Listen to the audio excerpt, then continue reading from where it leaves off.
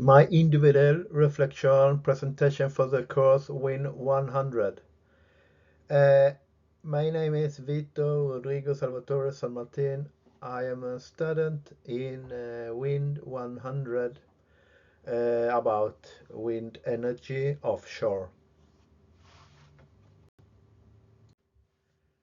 Like I said, my name is Vito and I speak 8 languages and my English will be little accent with my English. But here, general insights into the energy sector and offshore wind. By harnessing wind power at sea, we can generate clean and remove energy, helping reduce greenhouse gas emission and promoting the development of the green energy. Offshore wind projects also create jobs and strengthen local economies. Join us in the journey towards a green future.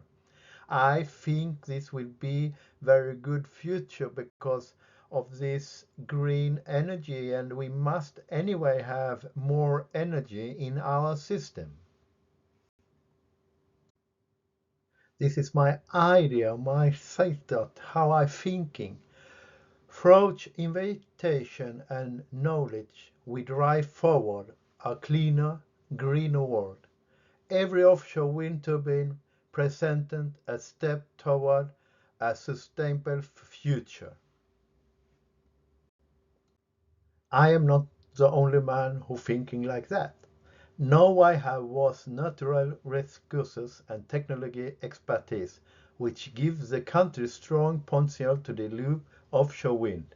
The interview with the Minister of Climate and Environment, Andreas Bjelland Eriksson, proved insight into how the government views offshore wind as a part of the future energy mix and how public support schemes can help driving development. We must understand sustainable development to the people who live near this area or the opinion about the windcraft. Because of the landcraft, the wind in the land, have the point many people have that outside the window, but they don't get anything from that energy. And that is very interesting because if there's some economic things like in Germany. In Germany they have windcraft about too outside the window, but they get cheaper electricity, and this opinion is very important to understand in Norway. And offshore wind, energy transition and future outlook. Offshore and wind is a key part of the energy transition, both nationally and globally. And I come to understand how technology progress and political goals are interconnected. It's very important to understand that, and like I said, to understand the people's opinion, why it's negative. That is very interesting because the wind offshore, for my part, it's so much better. But the opinion is bad in the country and we must change it. The episode with the War Green highlighting the need for the wide range of professionals to reach these goals and how competence demand inside the future growth. So if we want to coming to the goal, so we must understanding what are we now and what can we do to the people in the near about the work, how money works, the information in that part of kind of things. It's very important. And the offshore wind project and project manager and economic offshore wind project are complex and very big in my opinion and require solid planning, leadership and financial mega management. I have learned how projects evolve from idea to operation and which economic factors must be considered.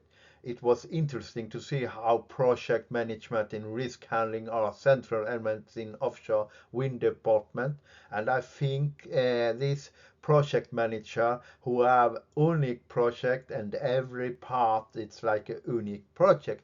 I think this is very important how we do this big project and the mega project, and there must coming like more information, there must be more positive information, and I think as a part of the planning must do very kind of this analysis, so the opinion, like I said in the before, can be very good opinion. The technical find and technical side, I have learned about turbines, foundation, electrical system, and how these are installed offshore. I find it especially exciting to learn the energy, adapt technology, and harsh weather and CPCX condition. The course gave me a better understanding how technical solution must be robust and cost effective. Example, we have the float, fixed float, then the stand, the concrete, we can take it down when the low and not so high level to the sea and from the ground, and when we are floating system, when it's very high, different from the sea barn, and we will maybe see in Norway, it's very country who have 100 meter, 200 meter now near to the barn, so that maybe it will be very much interesting to have the float industry. And this I have learned in this kind of course. And I think too that I was an idea who I was thinking, because we are building maybe 300-meter wind float here, and I was thinking why we didn't take solar energy on that flexible material they have, so we can have the double there. But that was only an idea from my sides, and I was not inside this offshore wind system. That was only an idea who I have. And the installation and operation offshore wind farm requires careful planning and coordination. I have learned how vessel cranes and special equipment are used, and how many maintenance is carried out and challenge condition. It was useful to see how operation reliability and efficiently and critical for the profitably on the search project. In the podcast with the Norwegian Competence Center of Offshore Wind, I go inside into the VindKOMP project with maps competency need to reach Norway's goal of strategy offshore wind. And I have all seen this hookup project, and I have been offshore and in the oil platform and the operation who are the offshore industry and offshore oil. And I think many of the oil people can learn to the wind people, because we have example with very security inside our system in offshore platform. And I think that kind of good things who we have inside our body or culture can be to this new project about the wind project, because they are in the same, how we said, the same area in the workplace where we are in the sea. There is the same sea, there are same wind, same fight for the weather, and we have learned very much about the security, and I think that will be very nice to learn them or the copy of our system, because when you have 22,150 work years hours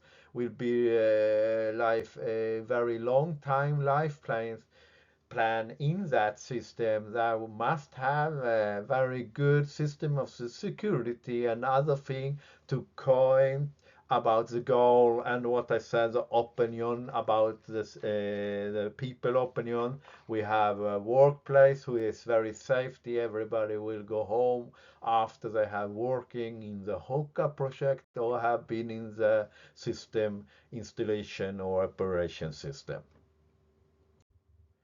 offshore wind and laws and regulation. I am gaining insight of the law and regulations that apply to offshore wind in Norway and the EU, the inclusive effort, recommitment, license process, and international agreement. It's clear that legal frameworks plays a vital role in how project development approved. But I have to, the government here, example, have one law to the 50 meters from the sea to the country and act offshore renewable energy law. And I think maybe the government in Norway must have some same system, in my opinion. But that is my private opinion about the law. That was very interesting about this Wind 100 course here now in the Stavanger University. I am a student and have worked in offshore industry like 25 years. And when I see many of these things, it was the same thing what we have outside. But we have this opinion, like I said, we must have more information to the all people in this country so that can be interesting for everybody. And what I said before, we do more energy and the people must pay more energy. That will maybe not help to the energy system and all green things we will done this year or sustainable development, what we need to do for the future. But I have learned how different disciplines are connected and how offshore wind can be contributed to station future. I have looked forward to applying this knowledge in my studies and possibly in future career with renewable energy. I have very for myself, I want to learn about wind energy because I think it's good for the green days, politics and the future. I think if we have a very good energy, we have the price down, that will be a little better for opinion. I think too the energy must have more energy anyway, so we now need to build. But I have one conclusion too. We can't do taking so long time and every country be before us. I can maybe agree that it's not to be the first class or the first country to do everything. It's good. No, it's maybe better to be the second country. But if we are too far away from the people who are doing this, then will other people have the competence and they will go off with every contract in the future. So I think Norway must start up, wake up, and they must have the floating system that can maybe be the second in the country in the world, although to do this in the industry form, and that will be good for the future.